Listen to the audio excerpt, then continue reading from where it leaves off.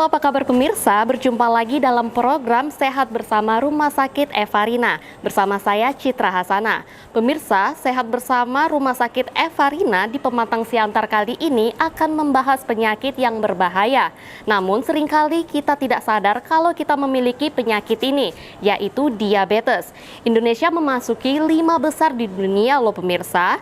Nah pemirsa, langsung saja kita berbincang-bincang bersama dokter spesialis penyakit dalam. Ikutin saya terus ya pemirsa.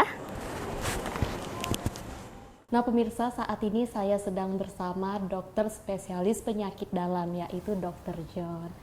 Oke Pak dokter saya ingin bertanya nih tentang penyakit diabetes ya dok. Dok, apa sih penyakit diabetes itu dok? Penyakit diabetes adalah gangguan metabolisme karbohidrat di dalam tubuh yang disebabkan oleh kurangnya produksi insulin dalam tubuh oleh pankreas atau kurangnya sensitivitas tubuh terhadap insulin tersebut atau kombinasi dari keduanya. Jadi biasanya ditandai dengan gulanya tinggi di dalam darah atau biasanya disebut orang penyakit kencing manis gitu ya di kaum awam. Jadi nih dok, penyebab terjadinya penyakit diabetes ini apa sih dok? Sesuai dengan pengertiannya tadi, penyebabnya itu satu, memang ada gangguan di pankreasnya langsung sehingga dari awal kita tidak sanggup memproduksi insulin. Insulin itu yang berusaha untuk memakai gula yang kita masukkan melalui makanan yang untuk dipakai di dalam tubuh, tidak sanggup diproduksi sendiri oleh tubuh, atau yang penyebab kedua adalah tubuh sendiri tidak sensitif terhadap insulin yang dihasilkan tadi, sehingga itu mempengaruhi jenis atau tipe dari diabetes ya. Dia itu yang kita kenal diabetes tipe 1, itu yang biasanya dari kecil, diabetes tipe 2 itu biasanya yang dialami setelah usia dewasa, atau yang ketiga ada memang diabetes tipe lain yang terjadi misalnya pada gangguan autoimun yang lain, pada kehamilan dan lain sebagainya. Gitu. Jadi dok, apakah diabetes itu hanya terjadi pada orang dewasa saja dok? Memang bisa terjadi pada anak-anak atau usia lebih dini ya, itu yang dikenal dengan biasanya terjadi pada diabetes tipe 1 atau diabetes tipe lain. Ada yang diabetes tipe lain ini memang muncul pada usia dini, pada anak-anak yaitu misalnya di atas yang 10 tahunan sudah muncul gitu. Gitu. Jadi ini dok, gejala awal penyakit diabetes itu seperti apa sih dok? Penyakit diabetes itu punya gejala klasik ya, yaitu poliuri, bisa banyak kencing bisa sampai 6-8 kali dia setiap malam gitu, atau polidipsi, haus-haus saja, bawaan pasiennya itu haus gitu. Yang ketiga polifagi, artinya makannya berlebih gitu ya, makannya selera makannya atau keinginan makannya berlebih tetapi disertai dengan penurunan berat badan. Itulah gejala klasik dari diabetes, itu gejala awal-awal dari diabetes seperti itu gitu. Kalau untuk suhu badan kita sendiri nih dok, kalau untuk penyakit diabetes itu ada ngerasakan panas atau dingin nggak itu dok?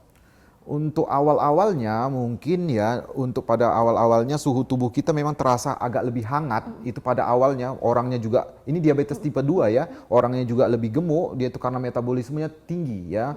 Tetapi akhir-akhirnya atau fase lanjut dari diabetes ini, malah aliran darahnya itu terganggu sehingga ujung-ujung tubuhnya, misalnya ujung tangan atau ujung kaki terasa lebih dingin dibandingkan sebelumnya. Gitu. Jadi nah pemirsa, saya akan bertanya-tanya tentang penyakit diabetes kepada Dr. John. Jadi pemirsa jangan kemana-mana, tetap saksikan program Sehat Bersama Rumah Sakit Evarina.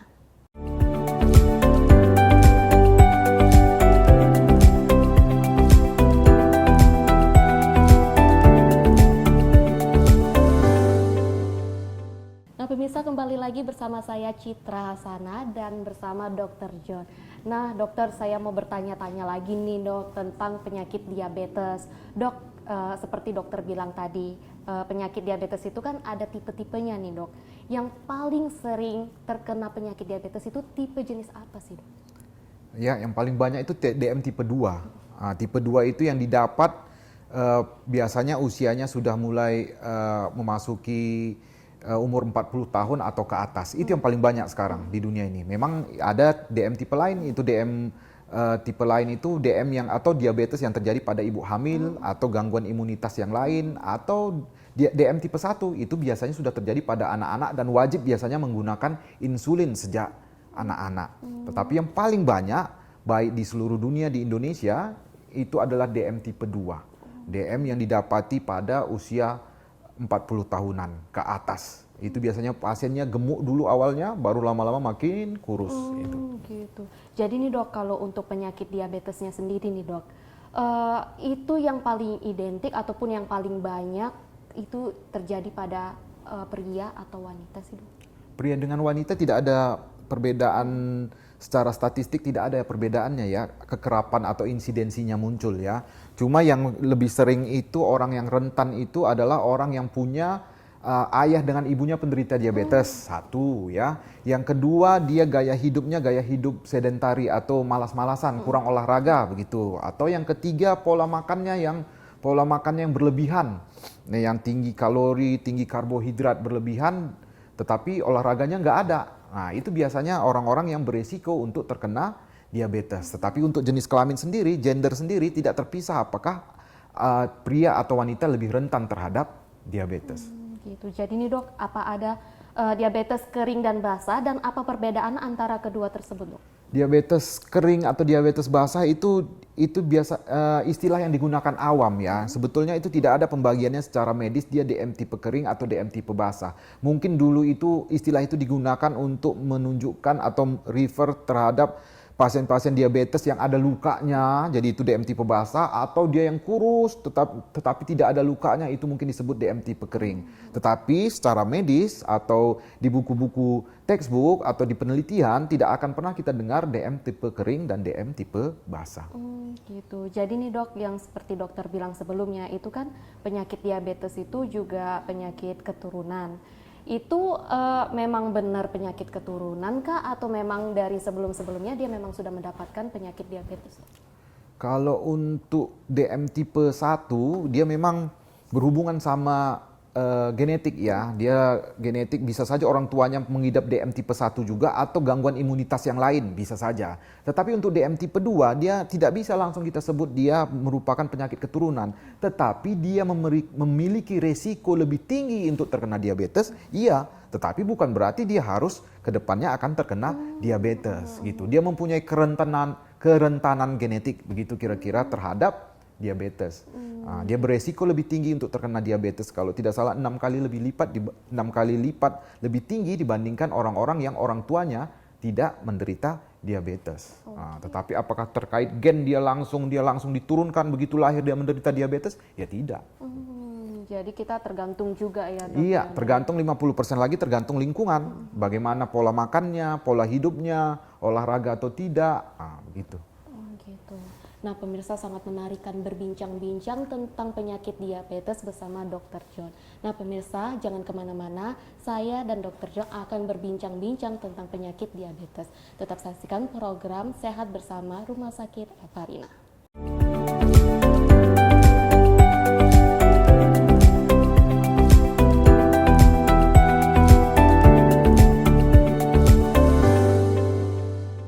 Nah pemirsa, kembali lagi bersama saya Citra Hasana dan Dr. John.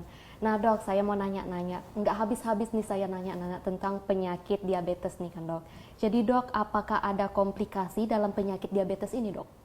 Ya, memang diabetes ini makin lama itu jumlahnya makin banyak dan kekerapan yang muncul itu makin lama makin sering pada usia yang lebih muda.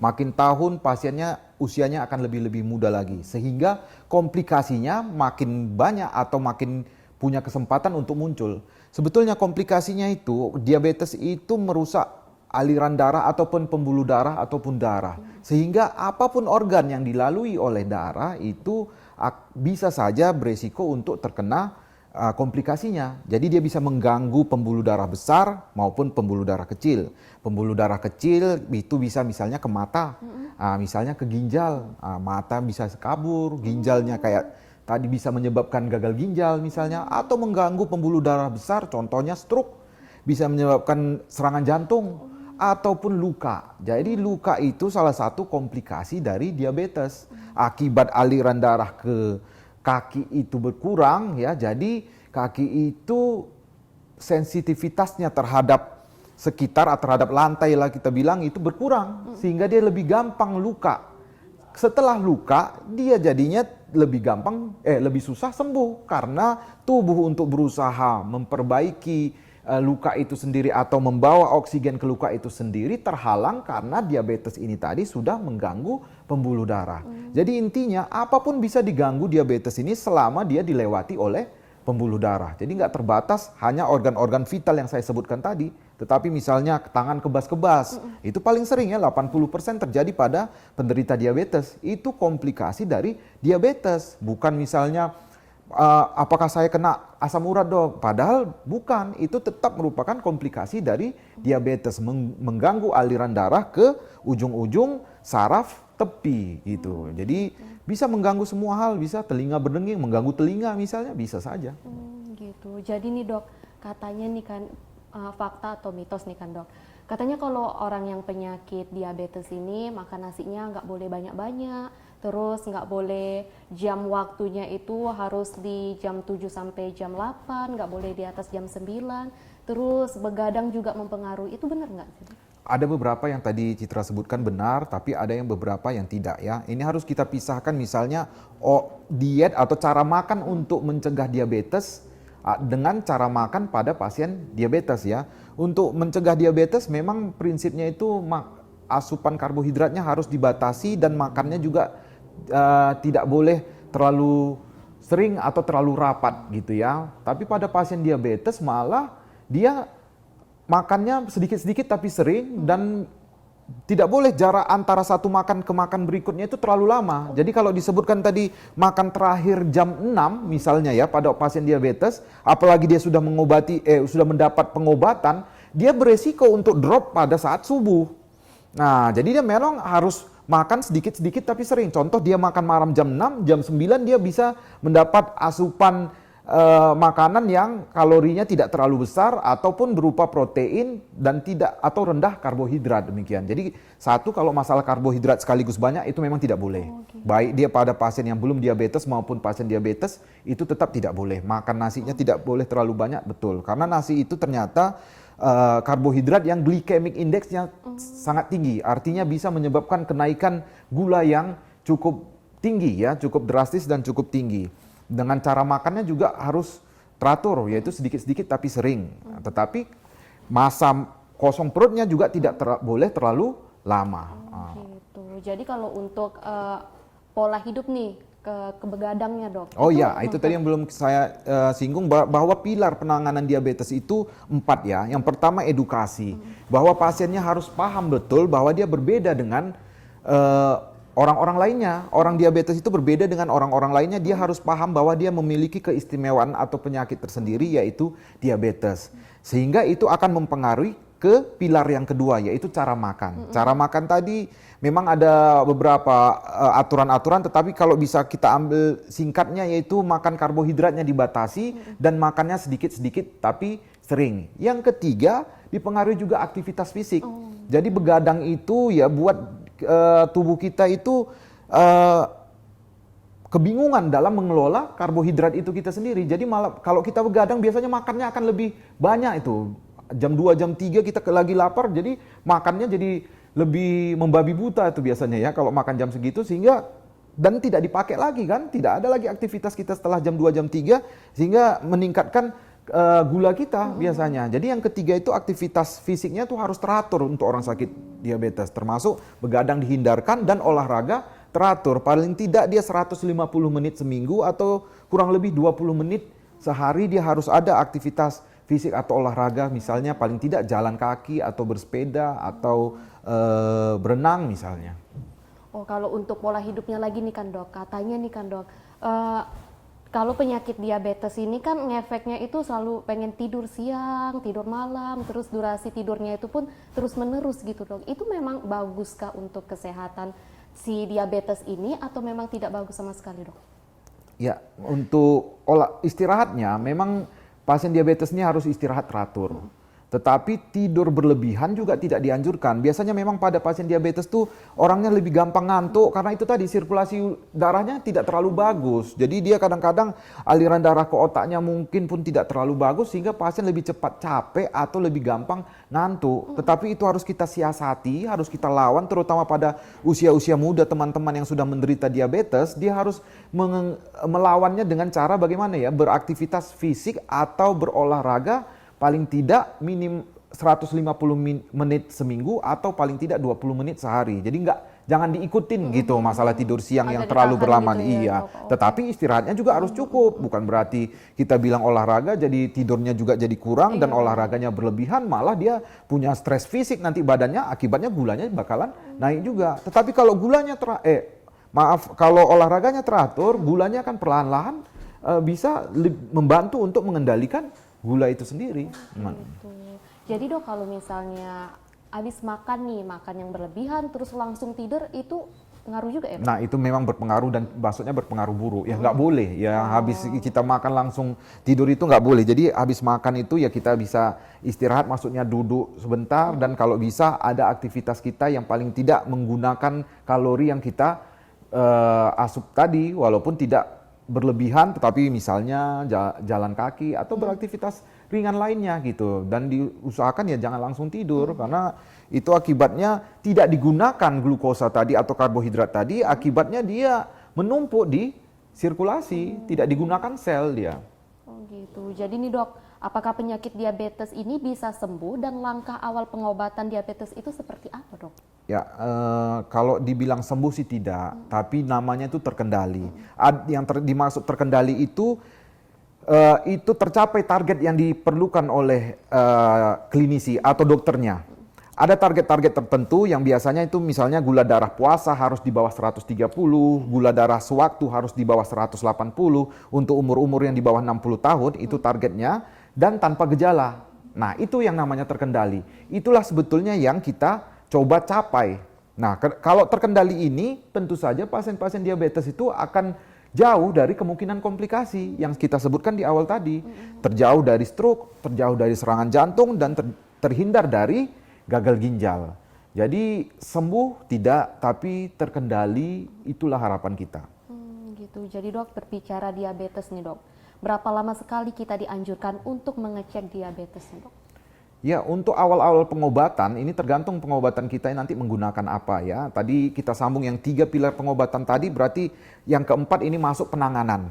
Penanganan itu pertama bisa dengan obat-obatan. Kalau baru misalnya pasiennya badannya masih gemuk dan baru saja menderita diabetes, HbA1c. HbA1c itu pemeriksaan darah yang menunjukkan bagaimana kontrol gula kita selama 3-6 bulan ke belakang. Kalau hasilnya tidak terlalu buruk, misalnya tidak di atas 9 atau masih di bawah 7,5, bisa kita pakai dengan obat-obatan.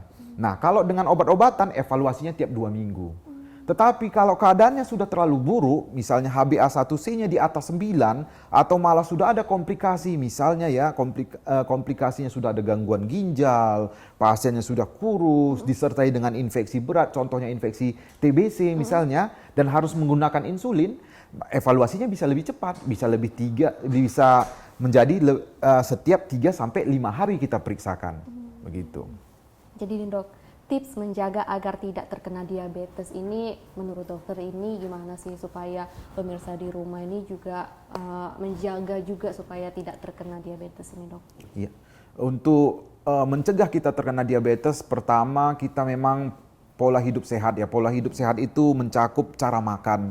Ya, kita makannya nggak boleh berlebihan. Makannya itu porsinya harus diatur ya, jangan terlalu tinggi karbohidrat, tetapi frekuensinya bisa lebih tinggi ya. Tidak apa-apa kita misalnya makannya 5 kali termasuk steak daripada makannya 3 kali tapi nasinya banyak begitu ya. Jadi kita jadi kita lebih baik makan sedikit-sedikit tapi sering, dan jangan mengkonsumsi makanan-makanan cepat saji yang tentu kalorinya itu sangat besar ya. Jadi kita makan itu langsung gulanya langsung naik ya.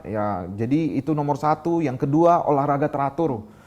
Olahraga teratur walaupun kita sudah capek kerja, misalnya Citra misalnya habis syuting lama, pulang lama, tetap harus disempatkan waktu untuk olahraga, karena beda itu antara kerja dan olahraga, itu nomor 2. Yang ketiga, sesuai dengan umur kita harus memeriksakan gula darah kita secara berkala.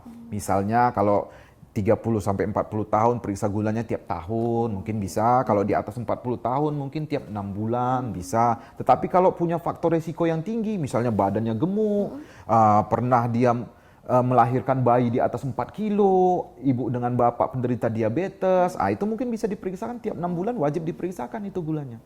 Gitu. Gitu. Jadi ini sangat bermanfaat tips-tipsnya ya dokter, apalagi dengan pola hidup juga, tergantung pola hidup, kesehatan juga, terus istirahat juga teratur juga ya dok. Nah pemirsa tetap saksikan program kami Sehat Bersama Rumah Sakit Evarina.